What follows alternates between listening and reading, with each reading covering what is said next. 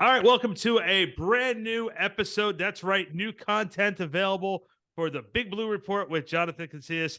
That guy over there, two-time Super Bowl champion, former defensive captain of your New York Football Giants, Jonathan Casillas. Always with us as well, Big Daddy D. He is the professor, Ryan Darlington, and I'm Randy Zelli from Back Sports Page. And guys, since we've last convened, we've had a couple of notable things happen, some free agent signings. Oh, we had a draft. And by the way, Saquon Barkley is still not at camp. I understand. And I guarantee you right now. You don't say. And by the way, I wouldn't know. The media is still asking Joe Sean if they speak to Saquon's people. So a lot of different places we can go. The schedule was officially put out there. So now we could do the way too early predictions as well. But I want to start, let's start with Saquon. Let's get it out of the way. JC, it seems like the proclamation that Saquon made in the beginning of free agency is sort of come back and haunting him now about wanting to reset the market, because it doesn't seem like the running back position right now is the most desirable position in free agency. Saquon's not there. Ezekiel Elliott doesn't have a home. If you would have said this 2.5, 3 years ago, people would have called you crazy. Yeah, I mean, it's such an undervalued position. I don't think it's fair at all. I looked at some of the top earners in each position, and you got quarterbacks sitting at $50 million, and the next closest is $30 million. And Aaron Donald, I think he's getting $31 million. He's the best person at his position, and you telling me he's that far off of the average for quarterbacks is probably $31 million, right? Aaron Donald, the best player probably in the NFL, is getting $31 million. It don't really make sense to me. These running backs, Ezekiel Elliott, I'm not saying he should be able to break the bank. He is, getting longer in the tooth. He's up there in age, and he's slowed down. But Saquon Barkley, there's no reason Saquon should be getting paid at least the highest paid running back in the league, because that's how it usually works. Every position, it's all about timing. Saquon was healthy last year. He had a great rushing performance the entire year, and he finished the season very strong, and he helped his team to the playoffs. That deserves a payday. That's how it normally works, especially because he's so young. He's still in his first rookie contract, so he has a lot of value, and you would think that he would play another 5 to 10 years. So pay him, right? But it's just not that way. I really don't like that, and I think that's why Saquon is not with the Giants right now. Of course he got franchise tagged, but he still wants that deal. He still wants to do a long-term deal, and the Giants wants to do a long-term deal, because I think it definitely helps them, and kicking some money down the road if they can figure it out, like they did with Dexter Lawrence, like they did with Daniel Jones, being able to restructure that and not be hit for a $11 million, $10.5 million cap hit this year, which is the franchise tag for running back. And I don't know if it's going to get done, but what I do know, Saquon will end up signing that franchise tag before it's too late, and he can't play this year. He's going to play, and it just sucks that he's not going to get the payday this year that he expected or wanted, and what I believe he deserves. Yeah, I think it's very interesting that he hasn't been signed already. I think Joe Schoen is kind of playing this one out because he knows that the running back position is a little bit devalued at this point. You look at the contract that Sanders got, and it's like $6.5 a year. There are guys that are making well above that, and rightfully so. But, you do have to question whether Christian McCaffrey money, which he said he didn't need at the very beginning of the season, Randy, to your point, is really what he's looking for. Because, if it's not, what it boils down to me, is we're talking $1 million, $2 million, right? I mean, that doesn't seem like it would be enough to derail the whole thing. Between the $13 million that was offered after the season was over and now, right? There's no offer on the table now, but we're only talking a few $1 million in there. So it's got to be something like the guaranteed money. It's got to be something. It has to be, Ryan. It has to be the guaranteed money. Other sticking point, right? Go ahead, continue. I'm sorry. All I was just going to say is that I really feel like, we are a team, and really every team in the NFL, I think, has a tendency to do this, but they like to go down to the wire, right? A deal, I think if a deal's going to get done, it's going to get done around maybe July 16th, July 17th, right? On the day when we finally say, okay, we've talked, we've worked it out. This is what we're going to do. But I don't think they're going to give him Christian McCaffrey money. I don't think it's something that they'd be willing to make that bet on, because one of the immutable truths about running backs is that they do get hurt. His going through the entire season unharmed, mostly with the exception of the shoulder, was a bit of an aberration for him in his career. He's been in the league 4 years. He's been out for 2 of them. So, it's a gamble for them to say, yes, we think he's going to be at this level uninjured, right, for the next 3 years. And that's hard to say for a running back. They take a lot of hits. Yeah, I agree. And when you think about contracting that guaranteed money, I think that is the number that you really have to pay attention to, because the average per year, if it's backloaded, then that average is totally inflated, and you will never actually see that $13-14 million, whatever the case is, per year. But what you want to consider is Saquon is getting that $10.5 million franchise tag, which is fully guaranteed. And if he gets that franchise tag next year, it'll be increased. 12. His agent is looking for at least that number. This year and next year's franchise tag guaranteed number. They got to hit that mark, whether it's $22 million, whatever it is. They need to hit that mark for Saquon to feel, I think, appreciated and feel respected at that position. And who knows if they're going to get there this year. I think if Saquon does play under the franchise tag and does stay healthy, I think they'll probably try to get something done next year. Who knows, though? It's the Giants do have the leverage, having that, the ability to use that franchise tag for a player like Saquon, and look, not to say they're moving on from Saquon, because that's not happening. They did that for a reason. Like, the only way you get a franchise tag is if they think you're a really good player. Every team does it.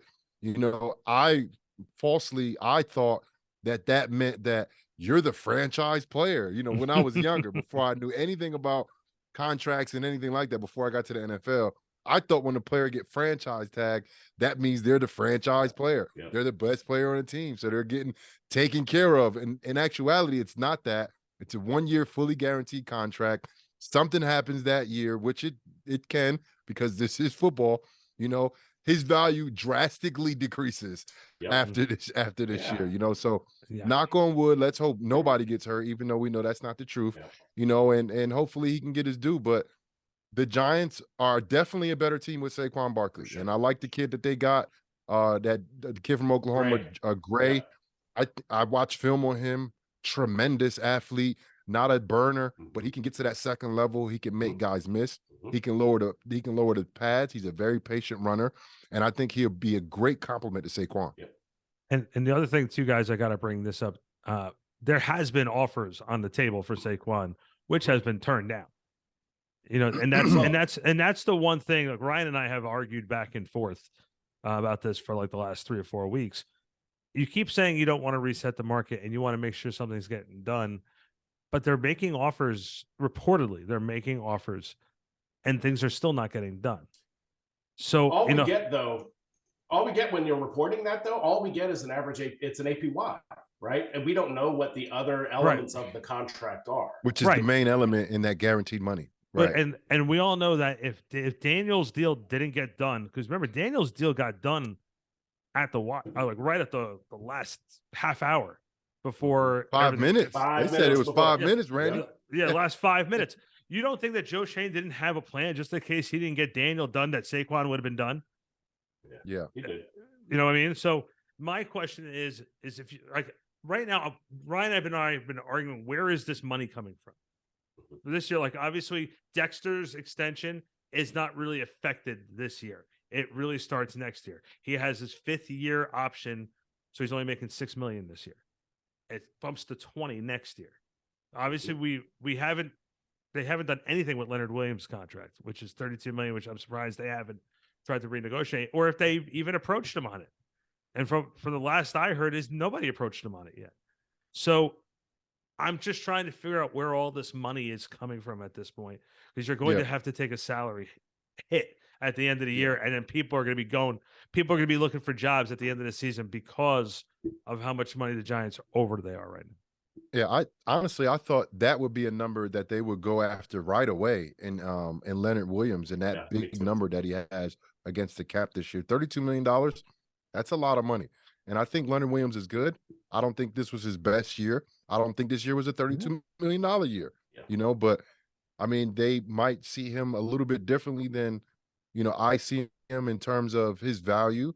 And he's a great player. And with him in that room, in that defensive line room, they have a top 3 interior defensive line room in the NFL with Dexter Lawrence and Leonard Williams. You know, so maybe that value, looking at giving up over 5 yards a carry last year on the ground, you know, allowing the one team to rush for over 750 yards on you, that being the Philadelphia Eagles in 3 contests, you know, maybe that is worth $32 million in the future. But, you know, I don't know. I don't know what they're going to do with that, you know, but the Giants have been figuring out how to get these players signed. Yeah. They really didn't let, I think, nobody go that they wanted to keep. You know, I think Julian Love was huge, but I think they had an idea that he's probably going to be gone because we really can't afford him because of Saquon, because of Daniel Jones. Right. And they probably had that Dexter Lawrence, you know, contract in the back of their head because they talked about that right after the season. And Xavier McKinney and Dexter Lawrence as guys that are not really up, but stuff that they have to figure out, you know. So I don't think Joe Schoen is caught by surprise by any of these things that's happening. Yeah. You know, I think this guy is very well prepared, and, you know, he's really putting a really good roster together. And we talked about last year, right? We talked about that receiver position needs to be addressed. You know, you need big time players in there. He didn't get one guy.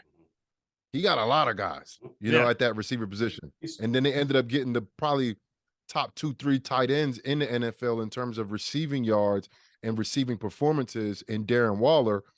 So he checked that box plenty of times, you know. And listening to Big BBKL the other day, Lance Meadow ranked wide receiver as #1 as position group for all of the Giants.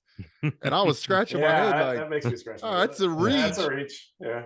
But his point was it has so much depth in that receiver room of guys that have maybe not proven themselves to be Pro Bowl players, but proven NFL players. Yep. Bringing in Paris Campbell, Isaiah Hodgins, you got Slayton, you got Sterling, even Wandale, the little bit of, you know, glimpses that we saw from him, you know, just to name a couple of guys that kind of bring that room to being, I think, one of the weaknesses of the Giants last year to being one of their strengths this year. Sure.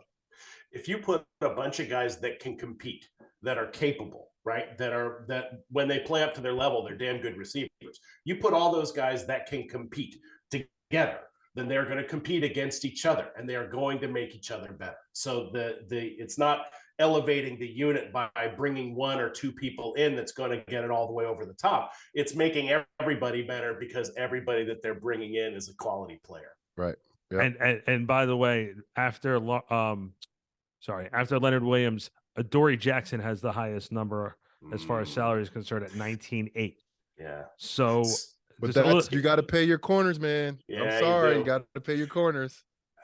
I do wonder if they're going to extend, but we'll see. We'll see about that. Here's the other thing that I'm thinking about the Giants, and we talked about it a lot last season, was how, I don't know if cagey is the right word, but they're not all that forthcoming with the media in terms of the things that are going on, right? Dable's a mess. He was coached under Belichick. He knows. He's like the master of only telling you what he wants you to think or know, right? And so I have to believe that we as fans, Randy, you in the media, even you, JC, as a former player that's connected to the organization, we probably know about 10% of the things that are going on back there, you know, in terms of where this money's coming from or how they're restructuring deals, who they're talking to about what. They may have already restructured Leonard Williams' contract. We have no idea because they don't want us to know just yet. You know what I mean? Yeah. By the way, right before the draft, we took care of Leonard Williams. He's gonna be here for another season, and his money. That's right. Wait, That's right. what are we doing? What? Oh, come That's how on. you were able to Come make Darren on. Waller the #1 paid tight end in the NFL. Yeah. Oh, it That's makes how you sense did now. it. And Makes signed sense Dexter now. Lawrence and Right. signed, Daniel Jones. You know what's So- really interesting too, and I've noticed this. I know JC, you're a basketball fan, but it seems like now, especially after last season and Daniel signing his contract, Daniel has become a little bit more available to the public eye. You know, you're starting to see more videos of him going to hospitals. You're seeing him courtside at the Knicks games, throwing footballs to the crowd. We hadn't seen that from Daniel. Like, we didn't really see a lot of that from Eli. Like, Eli would make an appearance here and there, and he'd be doing more commercials. But Daniel is slowly becoming the face of the team. And I wanted to get, and we're shifting gears here from this restructuring and Saquon talk, but I just had to bring this up because we were talking with a couple people who were at the Knick game, and Daniel has really became more available to the media, more available into the public eye. Is that the right role for Daniel? Because for the longest time, obviously Eli was it. Saquon took that role for a little bit, but now Daniel has stepped out into the forefront. Yeah, look, when you're not winning, you don't want to be outside in public. You know, you put up a losing record and you got some crossover there between Knicks fans and Giants fans, of course. They put you up on that big screen and you didn't do well this year, they will boo you. Oh yeah. They will boo you. You know, so to avoid all of that from happening, you keep your butt in the house when you're not winning. You know, but after this season that he's had and the performance that he had, and you know, the Giants actually winning a playoff game for the first time in over 10 years, you know, I think that speaks a lot to what he's done and what he means to this region. You know, I think there's a lot of believers now who didn't believe, you know, and I think I was one of them. I think Joe Shane and Dayball was one of them. Yep. That's why they didn't sign him for his 5th-year extension right before the season. You know, so he made believers out of a lot of people. You know, now it's the water's right, the temperature is just right, Yep. where he can go out in public and be received Yep. and greeted as he should be, because he is a playoff winning quarterback. He proved it. But before this year, he wasn't that. You know, he was a guy who turned the ball over a lot, you know, was very questionable if he was a bust or not, right? Being drafted so high, you know, and I think he proved a lot of haters wrong. And, you know, I think this is, you know, he's doing his little victory parade a little bit, you know. Well, and even halfway through the season last year, JC, to your point, halfway through the season, people were waiting for the other shoe to drop. They were waiting for him to break down and be the guy that they thought he was, right? Not the guy that they didn't expect him to be. So, you know, now that he is established as the guy that we're going to be relying on, now that he does have the big contract that's going to establish him as our franchise quarterback, at least for the next couple of years, right? Now's the time when you go out. Now's the time when you've officially been anointed the face of the franchise, and let's go fucking go to some Knick games. You know what I mean? And Aaron Rodgers, he gets signed by the Jets. The next day, he's at every Knick game. He's Yeah. at the Rangers games. He's everywhere. I just But well, Brandy, remember, if there's a he major gets difference. in there and stinks it up, he ain't going to no Knicks games, bro. It ain't happening. I just want somebody else. And what makes that even more interesting is, one, Aaron Rodgers has been going to Bucks games. There's a major difference from going to Bucks games and going to Knicks games. Okay. Two, what makes that even more interesting is Aaron Rodgers is a minority owner of the Milwaukee Bucks. So that's what makes it even more funny that he's sitting there courtside. Guys, I want to transition into something that I know Ryan and I are going to argue about up until the season starts: the schedule release. And this is going to be fun. We had heard rumors that it was originally going to be the Monday night game for the Giants. It was supposed to be the Jets and the Giants on Monday night, and they changed it to Buffalo. And the Giants are doing something different. They're opening up against Dallas. Oh, wait a minute. At home. I was going to say they never do that. They're opening up at home instead of at Jerry's World. This year. Sunday night game. All eyes on Daniel, all eyes on Dak. I've been saying about the Cowboys all offseason, JC, that it always seems like the Cowboys, because they always have all these star players, when they start letting go of some of those star players, it's like a wave, and they usually go down a little bit. Then they eventually, a couple of years, they go right back up. I honestly feel right now the Giants are on the upswing. We know what the Eagles are, and I feel like the Cowboys are on the downswing right now. It just feels like that momentum that they've always seemed to have going into a regular season, which, by the way, for Cowboys fans, every year is the year. Yep. But I don't feel that threat of the Cowboys yet this year. Well, I don't mean, f- that's because it's May. Well, So, yeah, but no, but I'm saying, it's after a usually little after ways free away. agency, I know, but I'm saying usually after free agency and the draft, we're always talking about the big moves, like between Amari Cooper when he got traded there, and all these different types of moves. This so far, the Cowboys really didn't make that really big splash that they usually make, and Yeah. they're letting go of some of their mainstay guys. So I always say that it's a wave with them, and I feel like the wave is down this year. With Washington, you don't know who their quarterback is, so you're not going to win unless you have a quarterback.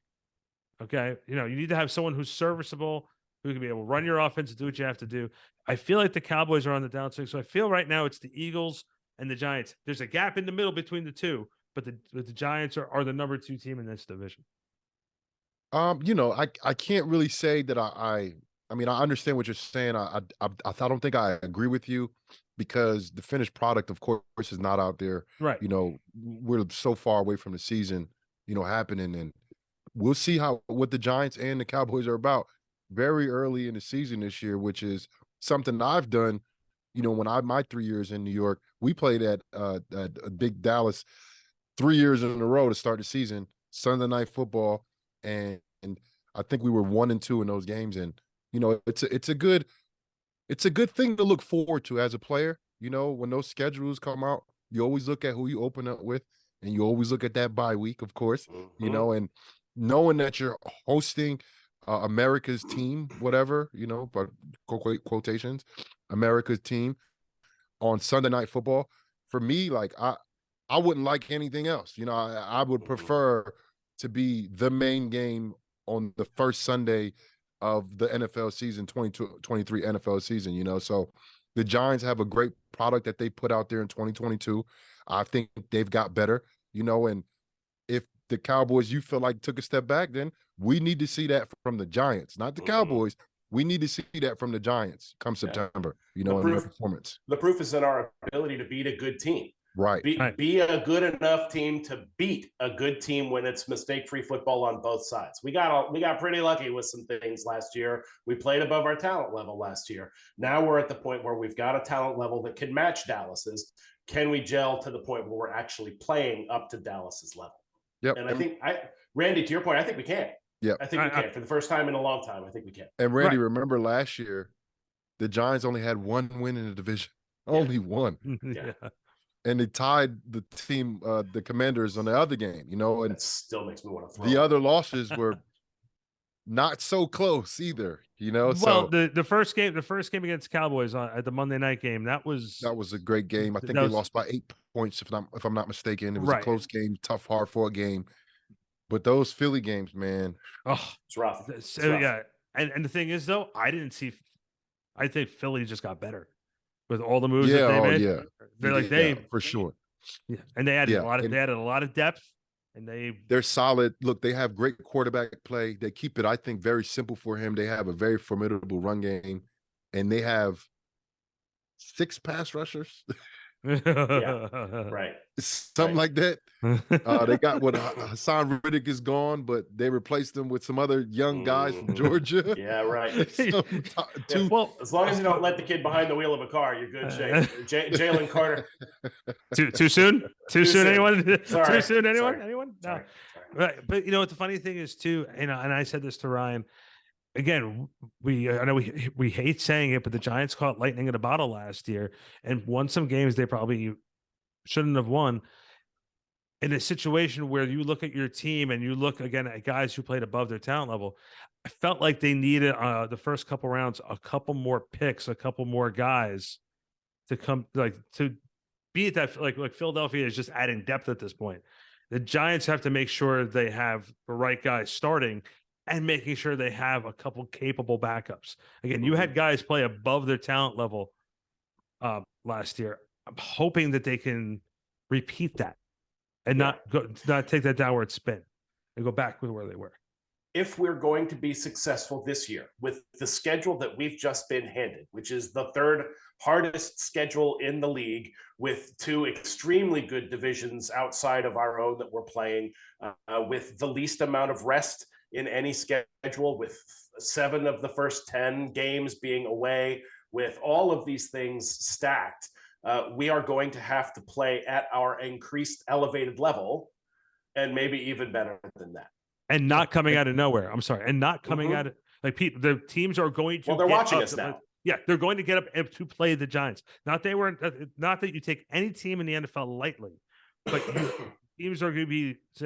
People are not going to be surprised by the Giants this year. There's a target. Yeah. There's a target on our back this year. Exactly. Thank you. Yeah. That was the phrasing I was looking for.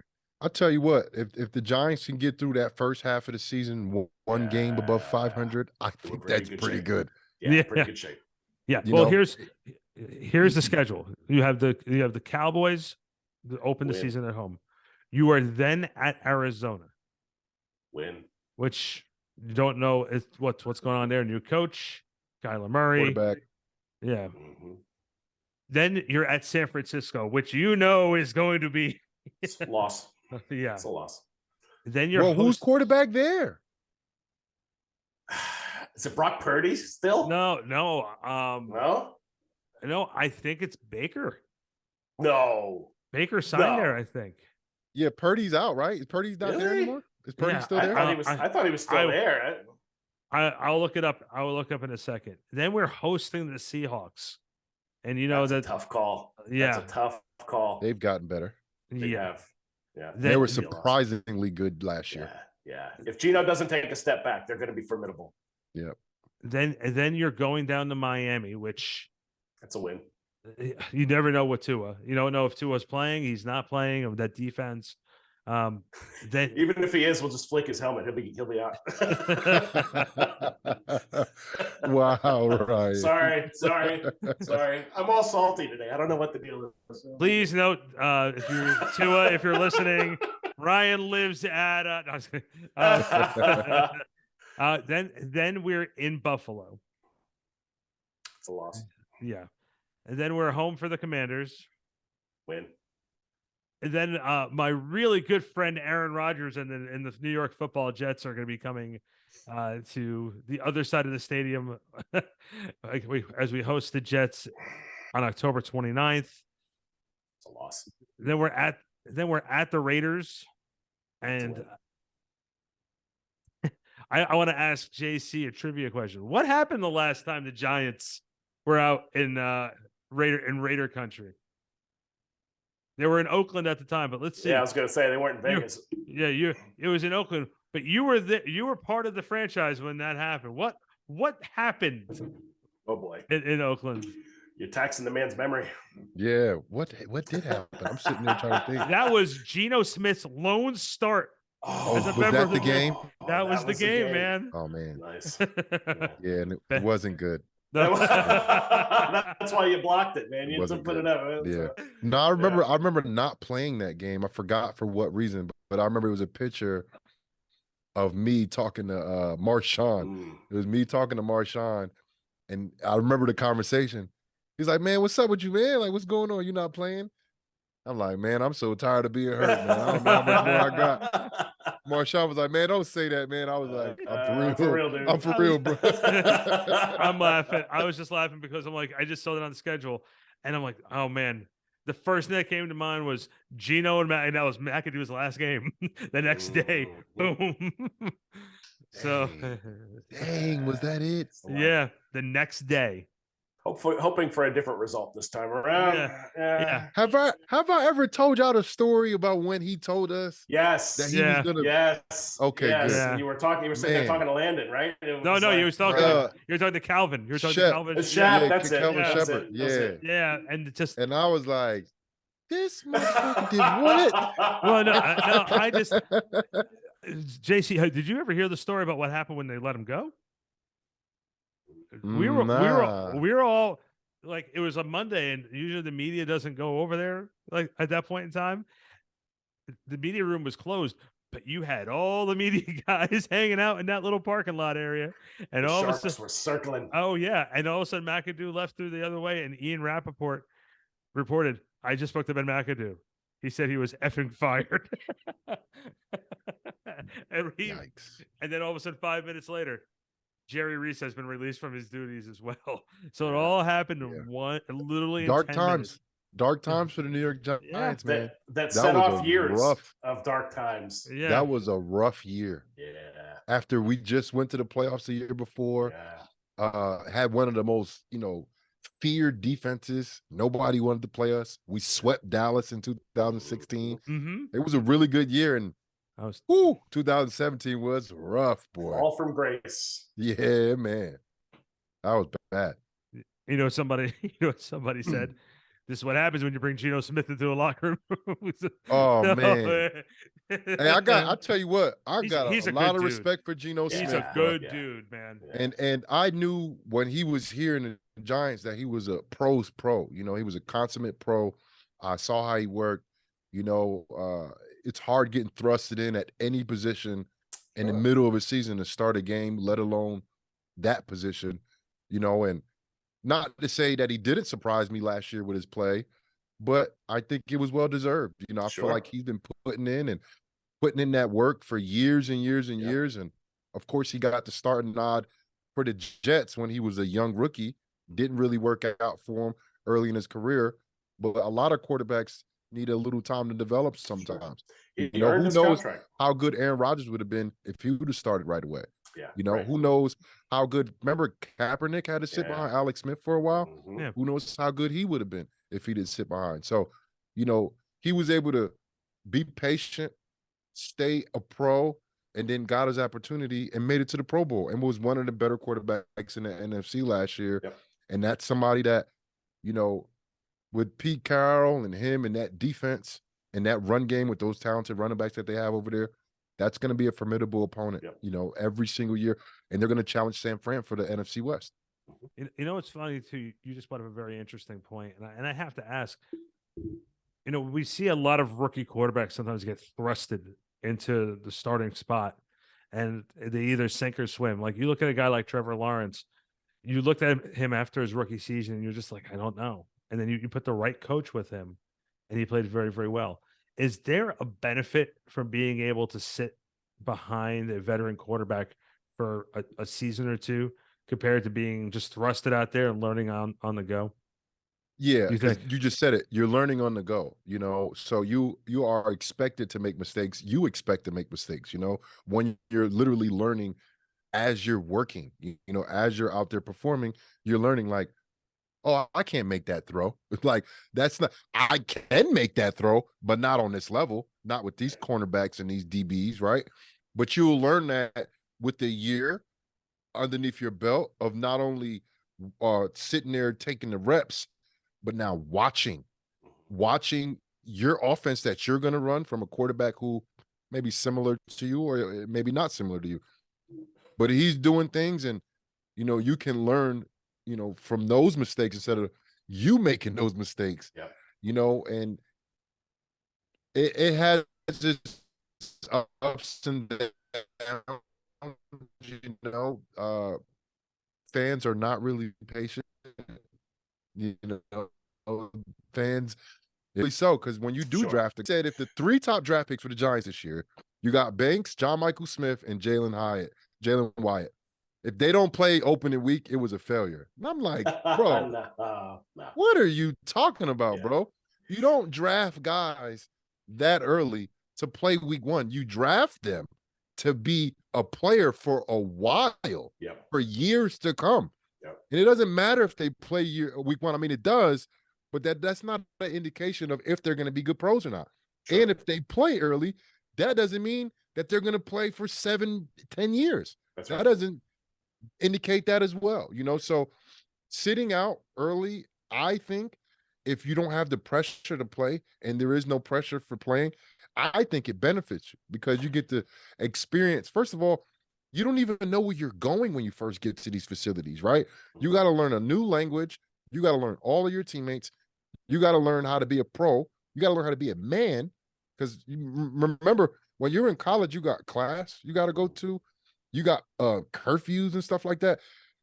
NFL is one curfew week, and that's the night before the game. That's it. Every night you're on your own. You know, you're doing your own thing. You're paying your bills now because in colleges they kind of take care of all of that stuff for you. You know, you got to learn how to be a man at the same time. You got to lead these men who pay mortgages, who have businesses, who has families they're taking care of, who's won in their time. Understand what it really means to be a pro. It's a lot of pressure on a young quarterback, and got a lot of young quarterbacks in the league this year. And I think a lot of those guys are going to play. And I think, a lot of it boils down to how critical it is at that point in particular, how critical it is to have quality coaching, right? Because when you're talking about learning on their own, right? They can't do that. It's a full system. They need help. They need the help of a quality coach.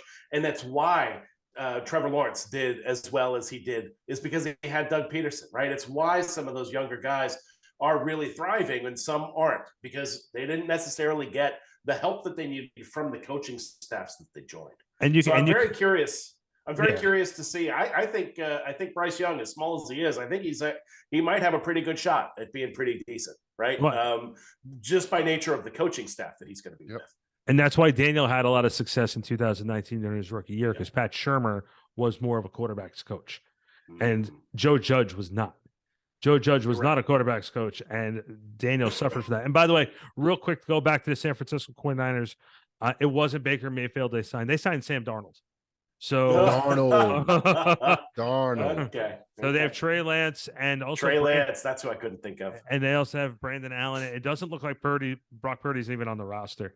Wow. So where did Purdy go? I know he went somewhere. I can't remember where he went though. I don't did he go to remember Miami? Where did he go? To back up? I don't know. I'll doesn't matter. Doesn't matter at all. Really quick, just to finish out through the schedule after the Jets game. We've said the Raiders, and you have Dallas on November 12th. Then the following week, you're at the Commanders. Then you're hosting the Patriots. It's a win. And then you're home for the Packers, which will be a much different type of game this year. Yep. Then you're in New Orleans. That's a win. Then we have Giants, Eagles at Philadelphia on Christmas. It's a loss. Sorry. Then you're hosting the Rams.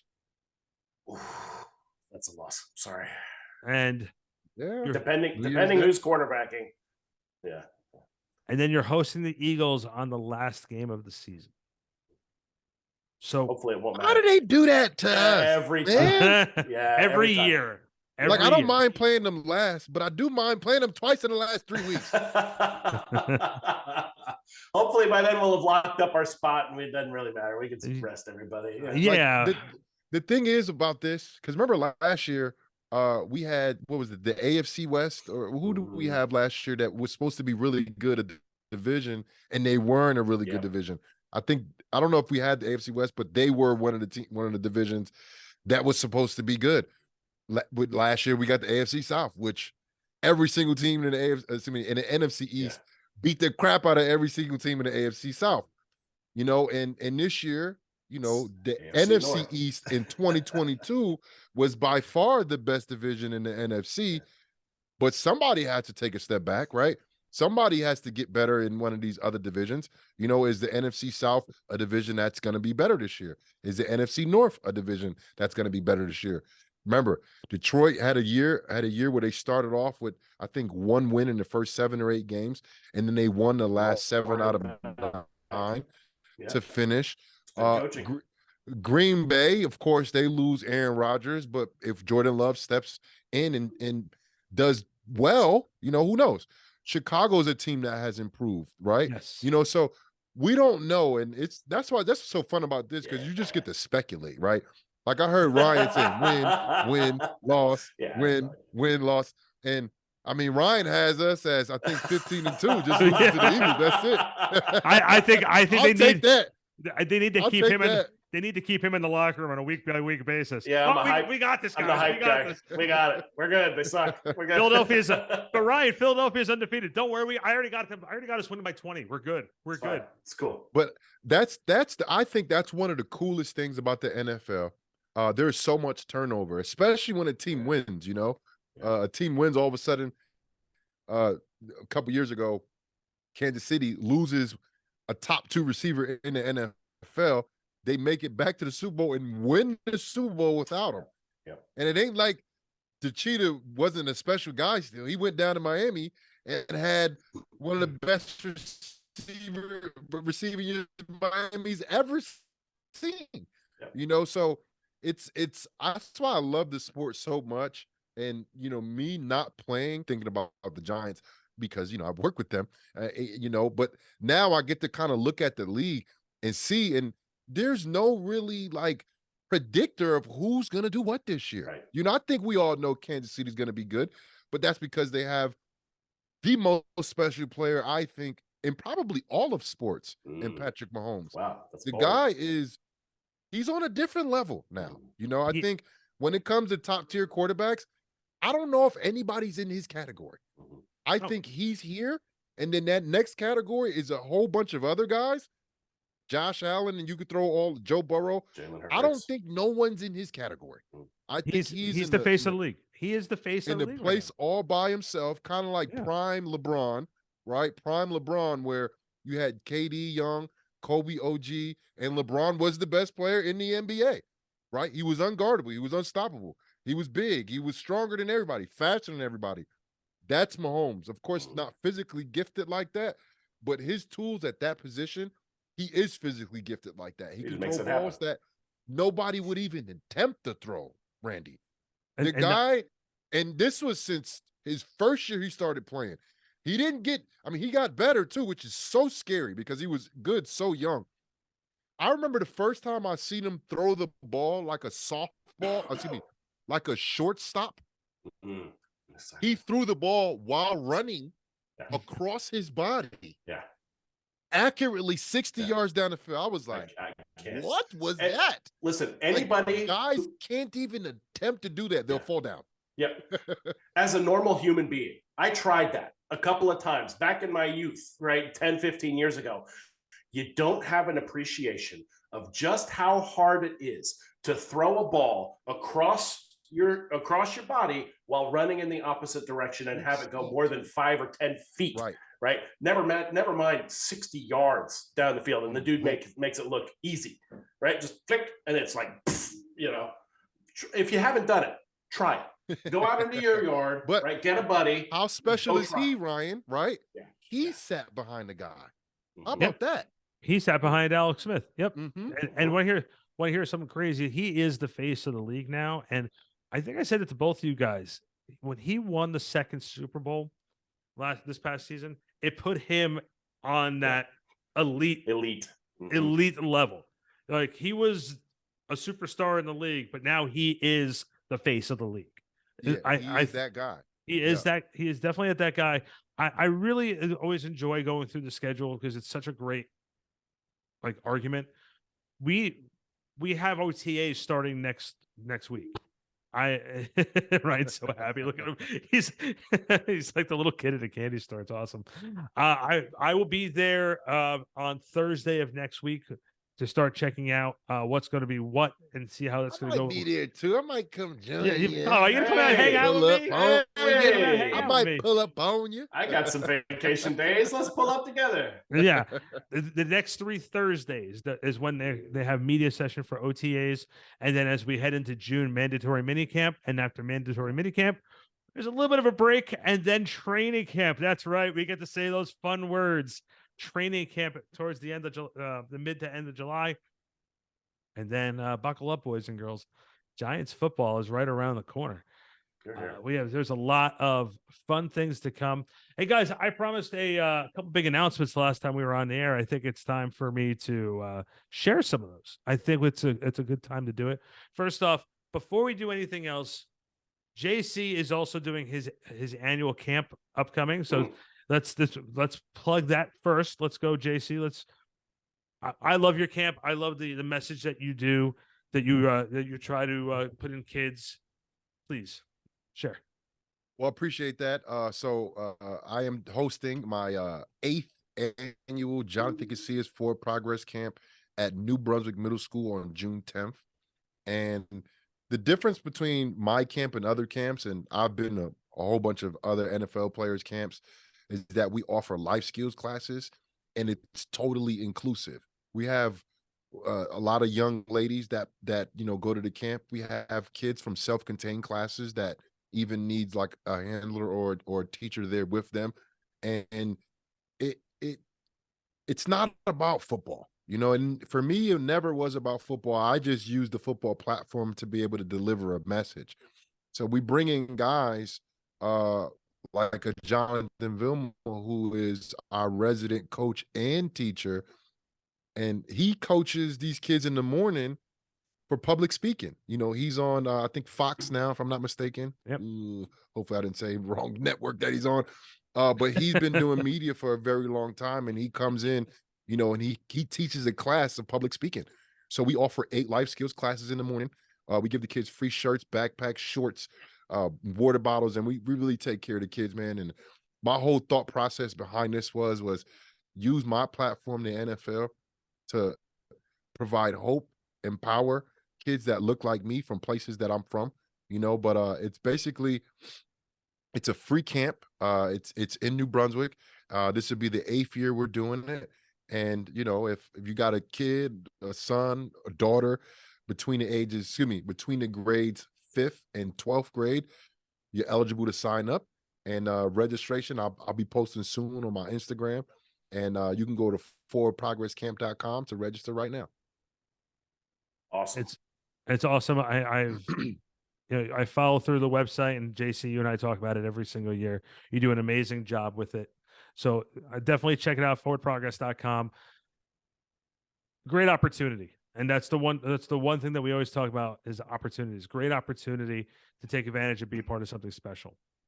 Announcement number 2, the Big Blue Report will be soon available on Mophie TV app, which is available on all Roku TVs. So you're gonna be able to see us with 2.5 million registered users right now, and we're moving up in the world. Our little baby is growing up. And, lot of good things coming out as far as Mophie TV is concerned, with including a deal that's going to give us 1 live show a week over at the Miller's Ale House at either Rockaway and or Paramus. So Okay. we're gonna be able to do live show. So be able to come out and hang out with us, talk Giants football. Ryan will be signing autographs. Sometimes we have to, he keeps the women away of his Back up. Listen, Back up. the women We're have live. been running away from Back me up. for years. So yeah, that's nothing new. That's fine. he's be like, ladies, I got some business. We'll take care of you in a minute. I've got this business now. We'll do that business later. Yeah. And Ryan's going to hand out 25 business cards to all the ladies, to different ladies out there. If your card has a green dot, I'll see you outside by the Porsche. It's not my Porsche, but I'll see you outside by the Porsche. That's right. That's right. It's JC's Porsche, but I got a Subaru. My Outback's over there. You see, when you say Porsche, it sounds a little better than the Outback. Yeah, a little better. A little better.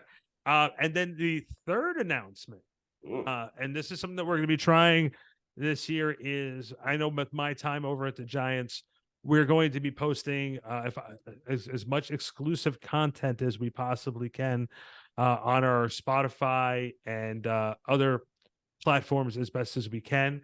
Right now, we are available on Apple Music, Spotify, Amazon Podcasts, iHeartRadio Podcasts. JC, you're everywhere. You're a very popular man. I think we need to hire an assistant just for your assistant. That's how busy you are all the time. You know what I mean? And so there's a lot of great things going on here at the Big Blue Report with Jonathan Casillas and, of course, backsportspage.com. So we thank you guys for tuning in, as we always do. We're looking forward to the season getting more forward progress here as far as OTAs, mini camp, and, of course, training camp. For the man himself, Jonathan Casillas, and that guy down there, Ryan Darlington, the professor, Big Daddy D, we will see you the next time, next week, Big Blue Report, courtesy of backsportspage.com.